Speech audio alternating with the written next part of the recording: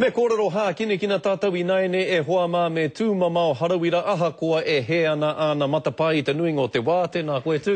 Mau te kōrero e hoa ai ki ngā kōrero te katoa te wiki I tino he ai o matapai huarere e hoa. Mau te kōrero e hoa, tēnā koe. Tika marika aku matapai huarere I ngā wā katoa, pātai ki ngā iwi. Haua whiowhio ki ngā kahurangi a te pōnei, kei runga I ngā pokohiwi o Stephen Brett, te haipapa nui ki te arahi haere I ngā kahurangi, I roto I ngā whakaneke o rātou tākoro I tēnei tau. Kuia te oranga mō ngā kahurangi I tēnei tau nei? E kao, kua mōhio ke te tangata I te āhua o te futupōro, he mea kemu, he kemu ātima tēnei.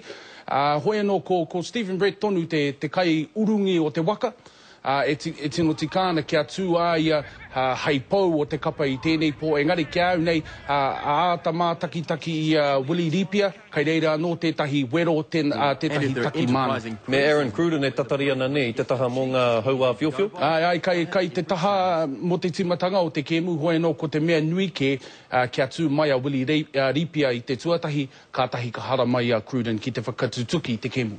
Ka pai tēnā, homai tō whakatau ko wai katoa? Ko ngā kahurangi, kua au tēnei kei te mau. Kahurangi ana e te iwi, me tautoko ngā haua whiowhio? Ka hangai tonu a hau ki tāku e whakapono ana.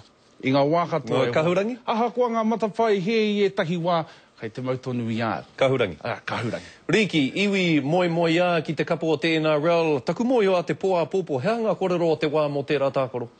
Mo te kapa All Stars, ko tērā te tahi kai tākaro mai ngā krapu katoa o te NRL, ka whakawhaiti ki te tīma kotahi, ko tā rātau he tākaro ki te tīma no te iwi moi a. He tino kēmu tēnei, kai te āhua, kāri tino wāia haere ngā kai tākaro mo te riki I tēnei tau, hoi anō, he kai reira tonu me ki ngā tino whetū o te ao riki, kai roto I ngā kapaka e rua nei. Kia ora rā e hoa, kei runga noa atu koe ki te harama I tēnei ahiahi, ngā mihi, kia koe. E te whea o ngā puhi.